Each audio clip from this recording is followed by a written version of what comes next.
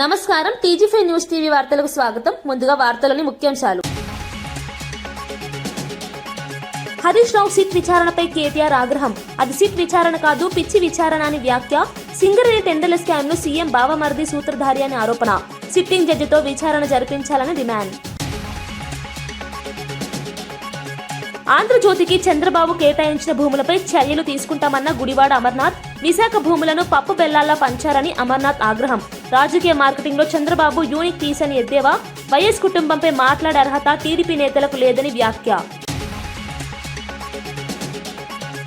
ఏపీలో పెట్టుబడులకు ముందుకు రావాలని చంద్రబాబు పిలుపు.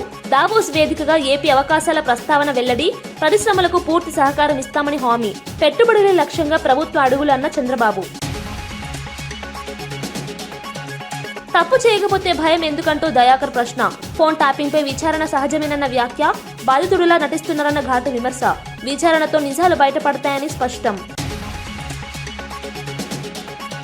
బొగ్గు స్కామ్ బయటపెట్టగానే నోటీసులు ఇచ్చారంటున్న వడ్డీరాజు. కేసులు పెట్టినా పోరాటం ఆగదని హెచ్చరిక. 420 హామీలు అమలయ్యే వరకు ఉద్యమం చేస్తామని వ్యాఖ్య. భయంతోనే కాంగ్రెస్ చర్యలంటూ విమర్శ. BRS working president KT Ramarao CM Revanth రెడ్డిపై తీవ్ర స్థాయిలో విమర్శలు గుప్పించారు. దమ్ముంటే బీఆర్ఎస్ పార్టీ గద్దెలను ముట్టుకోమనండి చూద్దామని సవాల్ విసిరారు. 10 ఏళ్లు తమ పార్టీ ఇలాంటి రాజకీయాలు చేసి ఉంటే కాంగ్రెస్ పార్టీ నిలబడేదాన్ని ప్రశ్నించారు. రేవంత్ రెడ్డి ఐడెంటిటీ క్రైసిస్ లో ఉన్నాడని, తన పేరు కూడా మర్చిపోయాడని ఎద్దేవా చేశారు. ఒక యాక్టర్ ను జైల్లో పెట్టడం, హీరోలు వచ్చి కలవకపోతే జీవోలు ఇవ్వనని వ్యవహరించడం నియంతృత్వ ధోరణి అని విమర్శించారు. హార్వర్డ్ వెళ్లి చదువుకున్న తర్వాత ఈ స్థాయి భాష మారుతుందేమో చూడాలని వ్యాఖ్యానించారు. ఇంగ్లీష్ మాట్లాడినా ఇతరులను తక్కువ చేసే మనస్తత్వం మారలేదని అన్నారు. ఈ వ్యాఖ్యలు తెలంగాణ రాజకీయాల్లో తీవ్ర దుమారం రేపాయి. ఇటువంటి జోకర్ గాలని మస్తు చూసినాం భయ్యో. ఇదివరకు కూడా మస్తు మంది మస్తు మాట్లాడిన, మకల ఒట్టింది పుబ్బల పోతుంది అన్నారు, అసలు పార్టీ తుపేలు అన్నారు, ఇదన్నారు అదన్నారు. వాళ్ళందరి పక్కలో బల్లెం బీఆర్ఎస్. ముట్టుకోమని ఎక్కడైనా ఒకటి ముట్టుకొని చూడమని చూద్దాం మేము కూడా. ఎందుకంటే వాళ్ళు మర్చిపోతున్నారు. 10 ఏళ్ళు మేము కూడా అట్లాంటి పాలిటిక్సే చేస్తే కాంగ్రెస్ నామరూపాలు లేకుండా పోయేది.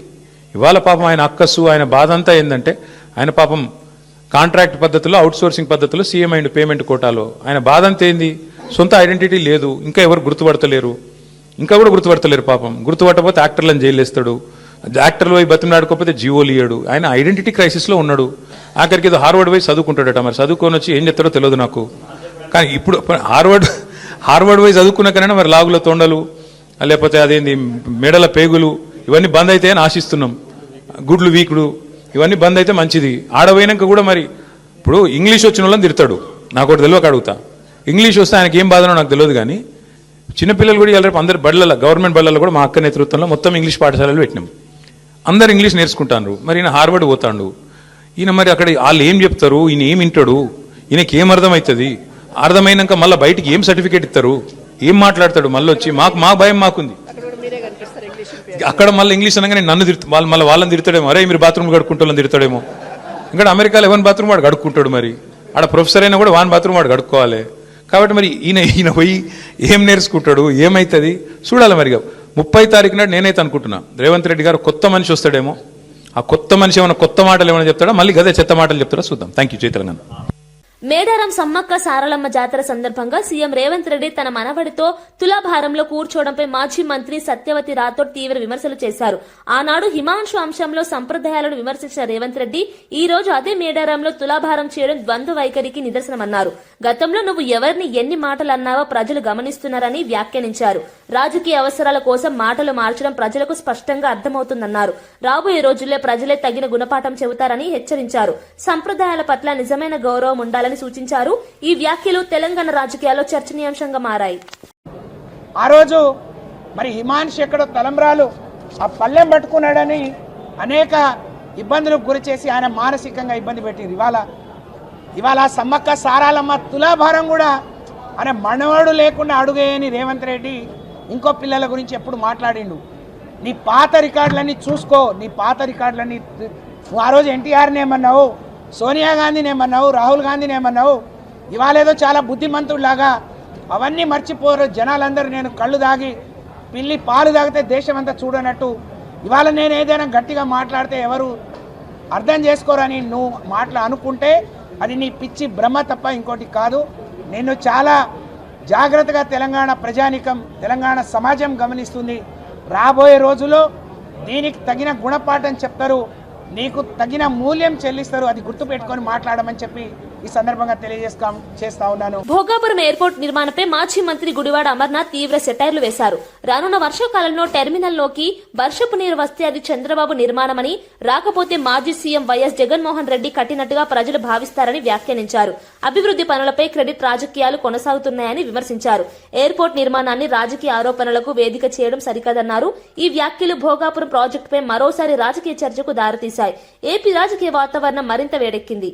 నీరు టెర్మినల్లో రాకపోతే జగన్మోహన్ రెడ్డి గారు కట్టినట్టు, అంతకంటే మించి తేడా తెలియాల్సినటువంటి అవసరం లేదు. అదేంటంటే మరి మన సెక్రటేరియట్ చూసాం కదన్నా, మన అసెంబ్లీ చూసాం కదన్నా, వర్షం పడితే నీరు లోపలికి వచ్చేస్తుంది, అది చంద్రబాబు నాయుడు గారి ఘనత అని. మరి బాబు, వర్షం పడితే నీరు ఎయిర్పోర్ట్లోకో లేకపోతే అసెంబ్లీలోకో సెక్రటేరియట్లోకో వచ్చేస్తున్నాయి అని చెప్పి చంద్రబాబు నాయుడు గారు పూర్తిగా రాజధాని తీసుకెళ్లే అందులో కట్టేస్తున్నారు. ఎక్కడైతే క్రికెట్ మ్యాచ్లు జరిగినప్పుడు ఎప్పుడైనా వర్షం పడితే మనం కవర్స్ వేస్తాం, మీ అందరు తెలుసు. రాజధాని పరిస్థితి కూడా అంతే.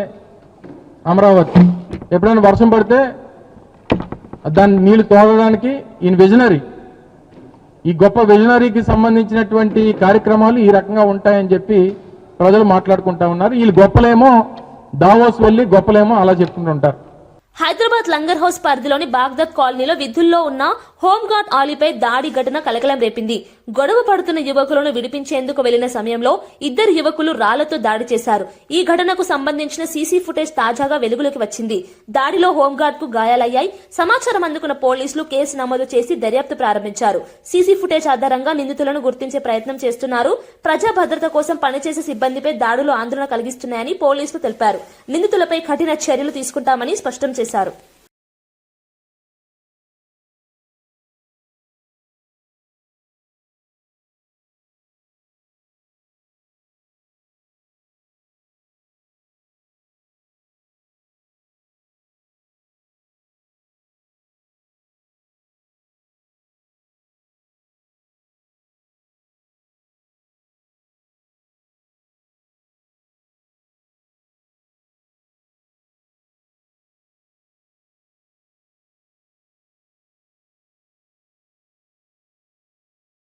దావోస్ పర్యటన సందర్భంగా చంద్రబాబు నాయుడు బృందం రాష్ట్రానికి పెట్టుబడులు తీసుకురావడంలో విఫలమవుతోందని వైఎస్ఆర్సీపీ అధికార ప్రతినిధి వెంకట్ కర్మూరు విమర్శించారు. దావోస్ లో ఆంధ్రప్రదేశ్ కున్న పెట్టుబడి అవకాశాలను వివరించి పారిశ్రామికవేత్తలను ఆకర్షించాల్సిన అవసరం ఉందన్నారు. రాజకీయ విమర్శలకే పరిమితమైతే రాష్ట్రానికి లాభం ఉండదని వ్యాఖ్యానించారు. రాష్ట్ర అభివృద్ధిపై స్పష్టమైన విజన్ చూపించాల్సిన అవసరం ఉందన్నారు. గతంలో కూడా ఇలాంటి పర్యటనలు జరిగినా ఆశించిన ఫలితాలు రాలేదని విమర్శించారు. ప్రజలకు ఉపయోగపడే పెట్టుబడులు తీసుకురావడమే ప్రభుత్వ లక్ష్యంగా ఉండాలని సూచించారు. టమాటా చట్నీ, అదేంటి ఏమంటారు, మనం స్నాక్స్ ఇవి బాగున్నాయి అవి బాగున్నాయి, ఇక్కడ ఇదే కదా మీరు ఎక్కడికి వెళ్ళినా చేసేది. ఏడేమంటారు, ఇంకోటి విదేశీ విద్యకు గ్యారంటీ ఇస్తారంటే ఇప్పటివరకు విదేశీ విద్యకు సంబంధించి ఒక్కటంటే ఒక్కడ కూడా చేయాల. మీరు అధికారంలోకి వచ్చి దాదాపు 2 సంవత్సరాలు, ఈ 2 సంవత్సరాలు 2025 ఇవాళ 2024, 25, 25, 26 2 సంవత్సరాల్లో మీరు ఒక్కటంటే ఒక్కళ్ళకి కూడా విదేశీ విద్యా దీవెన కింద ఇవ్వాల. అదే జగన్మోహన్ రెడ్డి గారు ఉన్నప్పుడు విదేశాల్లో ఉన్నత విద్య అభ్యసిస్తున్న అర్హులైన 390 మంది విద్యార్థులకు 41.60 కోట్లు, సివిల్ సర్వీస్ ప్రిలిమినరీ పరీక్షలో ఉత్తీర్ణ సాధించిన 95 మంది, వారిలో తిరిగి మెయిన్స్ ఉత్తీర్ణ సాధించిన 11 మందికి ఏదైతే 100.50 లక్షలు మొత్తంగా 42.60 కోట్లు తాడేపల్లిలో జగన్మోహన్ రెడ్డి గారు వాళ్ళ ఖాతాలో జమ చేసినటువంటిది. అలానే QS world university times higher education rankings ప్రకారం ఇంజనీరింగ్ కానీ, మెడిసిన్ కానీ, లా కానీ, జర్నలిజం కానీ మొదలైన 21 ఫ్యాకల్టీల్లో టాప్ 50 ర్యాంకుల్లో ఉన్న కళాశాలలో ప్రవేశం పొందిన ఎస్సీ, ఎస్టీ, బీసీ, మైనార్టీ విద్యార్థులకు 1.25 కోట్లు, అదేవిధంగా ఇతర విద్యార్థులకు ₹1 వరకు ఫీజు రియంబర్స్మెంట్ ఏదైతే విదేశీ విద్యా దీవెన కింద జగన్మోహన్ రెడ్డి గారు అందించారు. మీరు ఇప్పుడు విదేశీ విద్యా దీవెన కింద ఒక్కరికంటే ₹1 అన్నా ఈ 19 నెలల కాలంలో మీరు ఇచ్చిందా? లేకుంటే ఇప్పుడేదో ఇస్తారని చెప్పి అక్కడికి వెళ్ళి మాట్లాడుతూ ఉన్నారు. రెండోది, తల్లిని వదిలేశాడు, చెల్లిని వదిలేశాడు. ఎవరిని వదిలేలా. జగన్మోహన్ రెడ్డి గారి తల్లి జగన్మోహన్ రెడ్డి గారితోనే ఉన్నారు విజయమ్మ గారు. చెల్లిని వదిలేశారంటే పెళ్ళైనా చెల్లి వెళ్ళి ఏదైతే అన్న దగ్గర ఉంటుందా లేదంటే మొగుడి దగ్గర ఉంటారా? చంద్రబాబు నాయుడు గారికి కూడా చెల్లెళ్ళు ఉన్నారు.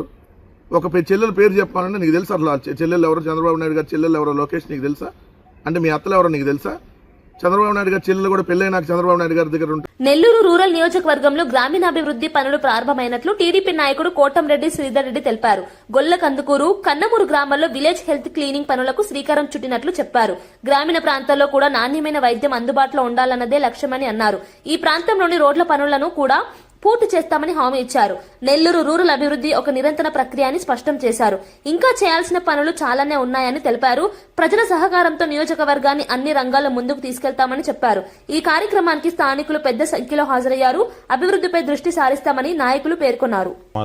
అక్కడే ఒక విలేజ్ హెల్త్ క్లినిక్ ఉండాలన్న ఒక మంచి ఉద్దేశంతో గౌరవ ముఖ్యమంత్రి నారా చంద్రబాబు నాయుడు గారు కానీ, అదేవిధంగా డిప్యూటీ సీఎం పవన్ కళ్యాణ్ గారు, యువనేత నారా లోకేష్ గారి ఆధ్వర్యంలో విలేజ్ హెల్త్ క్లినిక్ని మనం శంకుస్థాపన చేసుకున్నాం. నిన్న కూడా మాద్రాసు, గూడూరు, పెనవర్తిలో కూడా చేయడం జరిగింది. అదేవిధంగా ఈరోజు కన్నమూరు, గోలకందుకూరులో కూడా శంకుస్థాపన చేసుకున్నాం. 2-3 నెలల్లో ఇవన్నీ కూడా హాస్పిటల్ పూర్తి చేసి ప్రజలకు అందుబాటులో తెస్తాం. అదే హాస్పిటల్లోనే డాక్టర్ గారు వాళ్ళు ఉండేదానికి కూడా ఒక రూమ్ కూడా దాని లోపలనే కేటాయించడం జరుగుతూ ఉంది. అదేవిధంగా ఇంకా డెవలప్మెంట్ గురించి నెల్లూరు రూరల్ నియోజకవర్గంలో ప్రత్యేకంగా చెప్పనవసరం లేదు. ఇప్పుడు మనం వచ్చిన కన్నమూరు రోడ్డు కూడా గతంలో శంకుస్థాపన చేసాం. ఆల్మోస్ట్ ఆల్ రోడ్డు కూడా పూర్తి అయిపోయింది. ఒక వారం 10 రోజుల్లో ఈ రోడ్డును కూడా ప్రారంభోత్సవం చేసుకుంటామని తెలియజేస్తూ, నెల్లూరు రూరల్ నియోజకవర్గంలో అభివృద్ధి అనేది నిరంతరం ప్రక్రియ అయిపోయింది. అభివృద్ధి ఎక్కడికక్కడ 18 గ్రామాల్లో కానీ 26 డివిజన్లో కూడా స్థానికులు, స్థానిక గ్రామ పెద్దలు కానీ, అదేవిధంగా డివిజన్లో ఉన్న స్థానికులు కానీ ఎక్కడైతే ఏవైతే కోరుకుంటారో దాని ప్రకారం ఒక ప్రణాళికాబద్ధంగా అభివృద్ధి పనులన్నీ కూడా జరుగుతున్నాయి. ఈ ప్రత్యేకంగా కూటమి ప్రభుత్వం అధికారంలోకి వచ్చిన తర్వాత, తెలుగుదేశం, జనసేన, బీజేపీ ప్రభుత్వం అధికారంలోకి వచ్చిన తర్వాత గౌరవ ముఖ్యమంత్రి నారా చంద్రబాబు నాయుడు గారు కానీ, అదేవిధంగా డిప్యూటీ సీఎం పవన్ కళ్యాణ్ గారు, యువనేత నారా లోకేష్ గారు ఆశీస్సులతో శాసనసభ్యులు శ్రీరెడ్డి గారి సారథ్యంలో నెల్లూరు రూరల్ నియోజకవర్గంలో ఏదైతే ప్రభుత్వం మాట ఇచ్చిందో ఆ మాటలో సంక్షేమ పథకాలన్నీ కూడా అర్హులైన వారికి అందిస్తూ అభివృద్ధి పనులన్నీ కూడా శరవేగంగా. తిరుమలలో శ్రీవారిని పలువురు ప్రముఖులు దర్శించుకున్నారు. ఆంధ్రప్రదేశ్ శాసనసభ సబార్డినేట్ లెజిస్లేషన్ కమిటీ చైర్మన్ తోట త్రిమూర్తులతో పాటు కమిటీ సభ్యులు శ్రీవారిని దర్శించుకున్నారు. ఎమ్మెల్సీ రామ్ భూపాల్ రెడ్డి ప్రత్యేక పూజల్లో పాల్గొన్నారు. సినీ నటుడు శివబాలాజీ, ఆటో రామ్ ప్రసాద్ కూడా స్వామివారి దర్శనం చేసుకున్నారు. ఉదయం తొలి పూజ అనంతరం శ్రీవారిని దర్శించుకుని ప్రత్యేక ఆశీర్వాదాలు పొందారు. భక్తుల రద్దీ అధికంగా ఉన్నప్పటికీ అధికారులు సమర్థంగా ఏర్పాట్లు నిర్వహించారు. దర్శనానంతరం ఆలయ అధికారులకు భక్తులు కృతజ్ఞతలు తెలిపారు. తిరుమలలో ఆధ్యాత్మిక వాతావరణం నెలకొంది.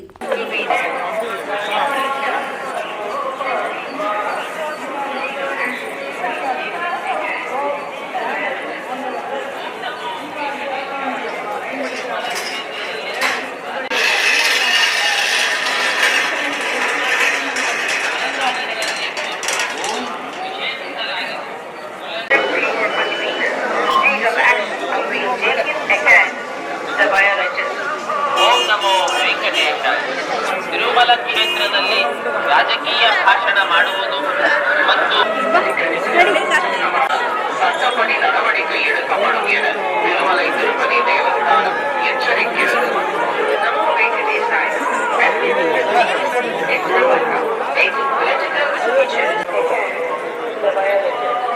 ಓಂ ನಮೋ ವೆಂಕಟೇಶಾಯ. ತಿರುಮಲ ಕ್ಷೇತ್ರದಲ್ಲಿ ರಾಜಕೀಯ ಭಾಷಣ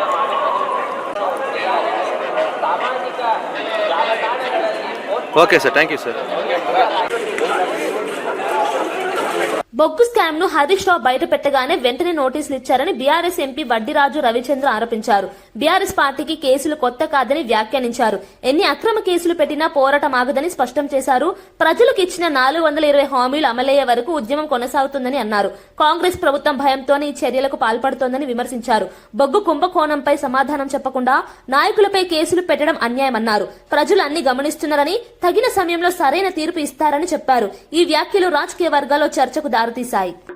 ఈ పార్టీని ఈ నాయకులను కేసీఆర్ గారిని, కేటీఆర్ గారిని, హరీష్ రావు గారిని మీరు కేసులతో ఎంత వేధించినా ఉవ్వెత్తున తెలంగాణ ప్రజలు ఎగిసి పడతారు, ఉద్యమం లాగా పోరాడతారు తప్ప మీకు భయపడే క్వశ్చనే లేదు. ఏదో ఎలక్షన్ వచ్చే ముందు ఒక డ్రామా, ఏదైనా స్కామ్ జరిగే ముందు ఒక డ్రామా, ఇవన్నీ కూడా పోలీస్ స్టేషన్ పిలిపించుకున్నంత మాత్రాన ఏం కాదు. మీరు ఇతర దేశాల్లో పోయే ముందు ఇక్కడ ఒక అంటిచ్చిపోయారు. ఈ బొగ్గుది పక్క పోవాలనుకుంటారు, కానీ బొగ్గు స్కామ్ బయటకు తీస్తారు. మేము కూడా ఢిల్లీలో పార్లమెంట్ లో ఇష్యూ లేవనెత్తుతాం.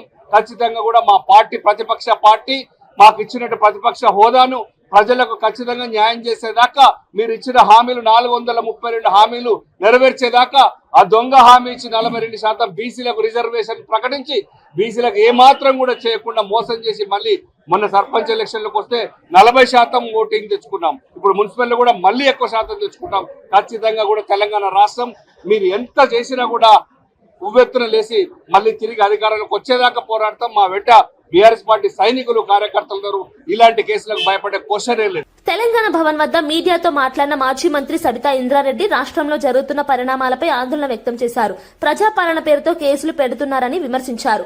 ప్రజలు అన్ని గమనిస్తూనే ఉన్నారని అన్నారు. ఇచ్చిన హామీలు అమలు చేయకుండా డైవర్ట్ పాలిటిక్స్ చేస్తున్నారని ఆరోపించారు. హరీష్ రావు బొగ్గు కుంభకోణం ప్రస్తావించిన వెంటనే నోటీసులు ఇవ్వడం అనుమానాస్పదమన్నారు. నైని బొగ్గు టెండర్ తో పాటు రేవంత్ రెడ్డి బావమరిది టెండర్ కూడా రద్దు చేయాలని డిమాండ్ చేశారు. బాధ్యత గల ప్రభుత్వం ప్రశ్నలకు సమాధానం చెప్పాలన్నారు. ఈ వ్యాఖ్యలు రాజకీయంగా ప్రాధాన్యం సంతరించుకున్నాయి. మీరే ఒకరొకరు బయట పెట్టుకున్నారు. మరి ఆ బయటపడ్డ అవినీతిని కప్పిపుచ్చుకోవడానికి ఈరోజు హరీష్ రావు గారికి ఈరోజు నోటీస్ ఇచ్చింది అనేది ప్రజలకు స్పష్టంగా అర్థమవుతా ఉంది. నిజంగానే మీకు నిజాయితీ ఉంటే ఈ ప్రభుత్వానికి ఒకటే డిమాండ్ చేస్తా ఉన్నాం, మీరు సుప్రీంకోర్టు సిట్టింగ్ జడ్జి ద్వారా ఎంక్వైరీ చేయించండి. ఈ బొగ్గు కుంభకోణంలో అవినీతి జరిగిందా లేదా, ఏ విధంగా అవినీతి జరిగింది అనేది బయటకు రావాలి. తెలంగాణ ప్రజలకు స్పష్టం కావాల్సిన అవసరం ఉంది. మీరు సుప్రీంకోర్టు జడ్జి ద్వారా సిట్టింగ్ జడ్జి ద్వారా ఎంక్వైరీ చేయించాలని ఈ ప్రభుత్వాన్ని డిమాండ్ చేస్తా ఉన్నాం. ఇలాంటి నోటీసులు ఎన్ని వచ్చినా కూడా ఎదుర్కోవడానికి మా నాయకులు సిద్ధంగా ఉన్నారు, మా కార్యకర్తలు సిద్ధంగా ఉన్నారు. తెలంగాణ సమాజం కూడా చూస్తా ఉంది, అవకాశం కోసం వెయిట్ చేస్తా ఉంది. ఏ ఎన్నికలు వచ్చినా మీరు నోటీసులు ఇచ్చి డ్రామా ఆడుతున్న విషయాన్ని ఇప్పటికే తెలంగాణ ప్రజలందరూ గమనించున్నారు. మొన్న సర్పంచ్ ఎలక్షన్ తగిన దెబ్బకి గిలగిలా కొట్టుకుంటూ ఈరోజు మున్సిపల్ ఎలక్షన్ లో కూడా ఈ నోటీస్ ఇచ్చి ఏదో డ్రామా ఆడాలనుకుంటున్న మీ నాటకాలు చెల్లవని ఖచ్చితంగా ప్రజలందరూ కూడా బీఆర్ఎస్ పక్షాన ఉంటారని కూడా పని చేసుకుంటూ మీరు ఇస్తున్న హామీలన్నీ కూడా చూస్తున్నాం. అన్ని వదిలేసి ఈరోజు బతుకమ్మ చీరలు మొన్న గ్రామాలలో పెంచారు, ఇప్పుడు మళ్ళీ పట్టణాల్లో పంచుతున్నారు. ఇవన్నీ కూడా మీరు 6 గ్యారెంటీలు 420 హామీలు నెరవేర్చేదాకా బీఆర్ఎస్ తరఫున ప్రశ్నిస్తూనే ఉంటాం. ఎన్ని కేసులు పెట్టి ఎదుర్కోవడానికి సిద్ధంగా ఉంటాం. నిజంగా మీకు దమ్ముంటే, మీరు నిజంగా నిజాయితీ పరులు అయితే సిట్టింగ్ జడ్జి, సుప్రీంకోర్టు సిట్టింగ్ జడ్జితో ఎంక్వైరీ చేయించాలని ప్రభుత్వాన్ని డిమాండ్ చేస్తారు. జూబ్లీ హిల్స్ పోలీస్ స్టేషన్ వద్ద ఉద్రిక్త పరిస్థితి నెలకొంది. మాజీ మంత్రి హరీష్ రావుపై 5 గంటలుగా విచారణ కొనసాగుతోంది. న్యాయవాదులను లోపలికి అనుమతించలేదని బీఆర్ఎస్ శ్రేణులు ఆరోపించాయి. పోలీసులకు వ్యతిరేకంగా నినాదాలు చేశారు. తెలంగాణ భవన్ నుంచి ఎమ్మెల్యేలు వేముల ప్రశాంత్ రెడ్డి, కౌశిక్ రెడ్డి, కల్వకుంట్ల సంజయ్ పోలీస్ స్టేషన్ కు బయలుదేరారు. భారీగా పోలీస్ బందోబస్తు ఏర్పాటు చేశారు.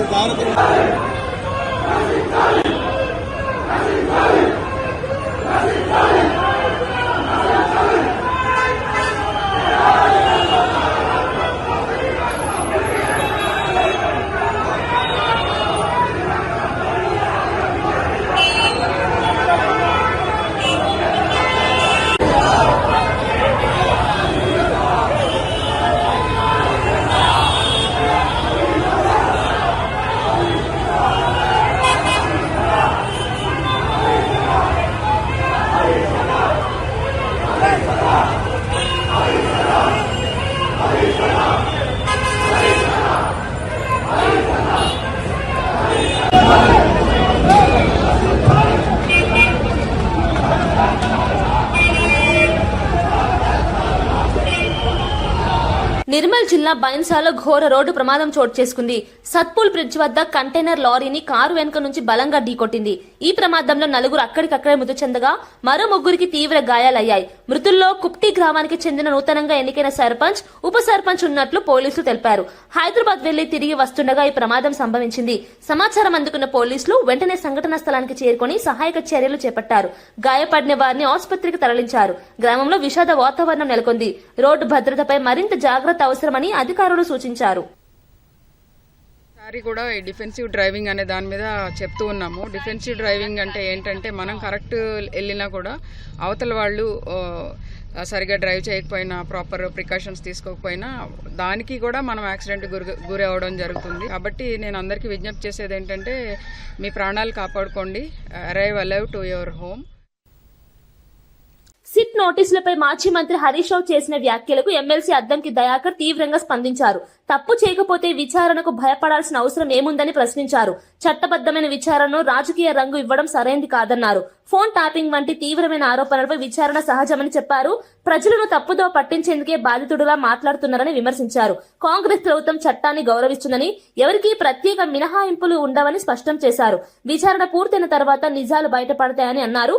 ఈ వ్యాఖ్యలు రాజకీయంగా చర్చనీయాంశంగా మారాయి. బాధ్యుడు అయితే సమాధానం చెప్పు. ఈ రెండిట్లలో బాధితుడు అయితే నీ వైపు ఎవరు కూడా ఆలోచించరు. నువ్వే బాధ్యుని అయితే చట్టం తన పని చేసుకపోతుంది. అలాంటి దానికి కాంగ్రెస్ పార్టీ కక్ష సాధింపు చేస్తున్నది. కాంగ్రెస్ పార్టీ మేము ప్రశ్నిస్తున్నాం అనేది. కాంగ్రెస్ పార్టీ కక్ష సాధించాలంటే మీరు అరెస్ట్ కావడానికి 2 సంవత్సరాలు కావాలన్నా? హోంశాఖ మంత్రి కూడా ముఖ్యమంత్రి గారే కదా. ఇష్టానుసారంగా ఫోన్ ట్యాపింగ్లతో పాటు మొత్తం సంపదను దోచుకోవడానికి మీరు చేసిన కుట్రలు ఎందుకు ఈ విధంగా చేయాల్సి వచ్చిందో, మీకు తెలంగాణ ఇచ్చి కాంగ్రెస్ పార్టీ ఈ రోజు ఎంత బాధపడుతుంది, మేము ఇలా ఎన్ని కష్టాలు పడుతున్నాం, నష్టాలు పడుతున్నామో చూస్తున్నాం. కానీ తెలంగాణ ప్రజల్ని నమ్మి మీకు ఓట్లేసి మిమ్మల్ని ముఖ్యమంత్రుల్ని చేస్తే తెలంగాణ ప్రజల్ని దోచుకోవడానికి చేసిన కుట్రల్ని ఇలా ప్రజల ముందు చెప్పాల్సిన అవసరం ఉంది. కాంగ్రెస్ పార్టీ, కాంగ్రెస్ ప్రభుత్వం, రేవంత్ రెడ్డి గారు ఆ విషయంలో ప్రజలకు సమాధానం చెప్పే దిశగానే ఈ కార్యాచరణ ఉంటుంది. కాబట్టి మీరేం బాధపడకండి, తప్పులు చేయకపోతే బాధపడకండి, విచారణను ఎదుర్కోండి. అన్ని సత్యాలని చెప్తే మీకు మరింత మేలు జరుగుతుందని చెప్పి వాళ్ళకి హితవు చెప్తున్నారు. దావోస్ పర్యటనలో ఉన్న సీఎం ఎన్ చంద్రబాబు నాయుడు ఆంధ్రప్రదేశ్ లో ఉన్న పెట్టుబడి అవకాశాలను వినియోగించుకోవాలని పెట్టుబడిదారులకు పిలుపునిచ్చారు. భారత్ కేంద్రంగా అభివృద్ధి, ఏపీ సానుకూల విధానాలపై ప్రసంగించారు. మౌలిక వసతులు, పరిశ్రమలకు అనుకూల వాతావరణం, విధానపరమైన స్పష్టతను వివరించారు. పెట్టుబడిదారులకు ప్రభుత్వం పూర్తి సహకారం అందిస్తుందని హామీ ఇచ్చారు. ఉద్యోగ సృష్టి, ఆర్థిక వృద్ధి లక్ష్యంగా ముందుకు సాగుతున్నామని చెప్పారు. ఏపీని పెట్టుబడులకు కేంద్రంగా మార్చడమే ప్రభుత్వ దృష్టి అని స్పష్టం చేశారు.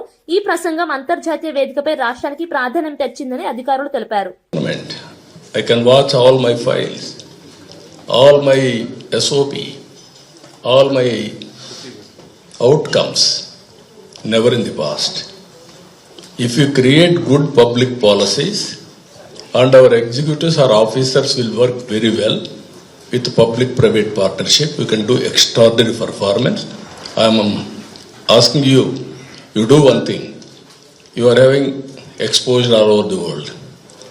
Come and have some exposure with Andhra Pradesh, and then you can tell what is the difference. You can tell to the rest of the people. I am assuring you that.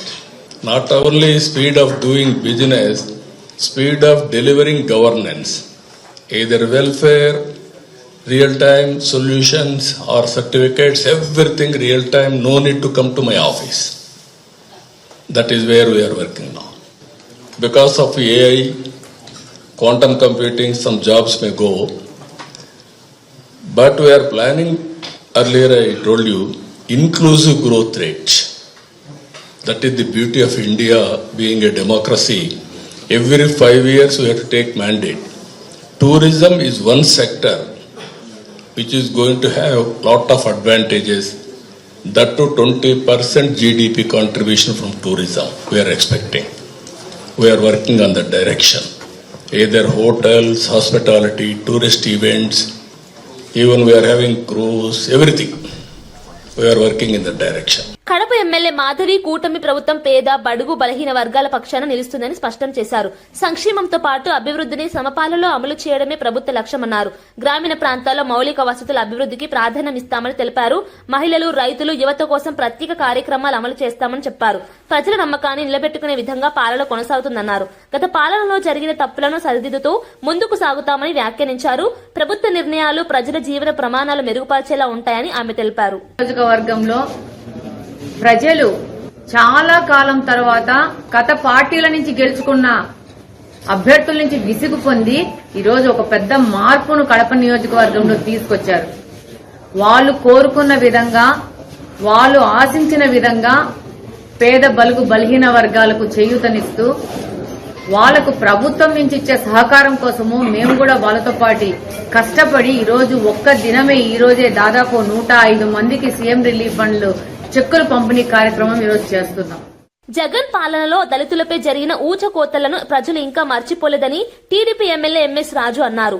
దళితులపై జరిగిన దాడులు, అన్యాయాలు అప్పటి పాలన వైఫల్యానికి నిదర్శనమన్నారు. బాధితులకు న్యాయం చేయడంలో ప్రభుత్వం విఫలమైందని విమర్శించారు. దళితుల హక్కుల పరిరక్షణలో టీడీపీ ఎప్పుడు ముందుంటుందని చెప్పారు. ప్రజలు గతాన్ని గుర్తు పెట్టుకుని సరైన తీర్పు ఇస్తారని వ్యాఖ్యానించారు. సామాజిక న్యాయం కోసం పోరాటం కొనసాగుతుందని స్పష్టం చేశారు. కార్యక్రమాల్లో ఉన్నటువంటి కార్యకర్తలను వేసుకుని డీజీపీ కార్యాలయం దగ్గరికి వచ్చి డీజీపీ గారి అపాయింట్మెంట్ అడుగుతారా? రౌడీ షీటర్లకి డీజీపీ అపాయింట్మెంట్ ఇవ్వాలన్నా? ఈరోజు జగన్మోహన్ రెడ్డి గారు ఈడీ అంటానే గుండె దడదడ చుట్టుకొని దగ్గరలో ఉన్న నాయకులందరినీ పిలుచుకొని అత్యవసర సమావేశం పెట్టినారు. అందుబాటులో ఉన్న నాయకులు, ఈ నాయకుడు ఎట్లా అందుబాటులో ఉన్నాడు, వెళ్ళిపోతాడు రేపు ఎల్లుండో. ఖచ్చితంగా తప్పు చేసిన వాళ్ళ దగ్గరికి చట్టం ఒకరోజు వస్తుంది. రావడం 4 రోజులు లేట్ కావచ్చేమో కానీ రావడం మాత్రం పక్కా. వార్తలు ముగించే ముందు ముఖ్యాంశాలు మరోసారి. హరీష్ రావు సిట్ విచారణపై కేటీఆర్ ఆగ్రహం. అది సిట్ విచారణ కాదు, పిచ్చి విచారణ అని వ్యాఖ్య. సింగరేణి టెండర్ల స్కామ్ ను సీఎం బావమరిది సూత్రధారి అని ఆరోపణ. సిట్టింగ్ జడ్జితో విచారణ జరిపించాలని డిమాండ్.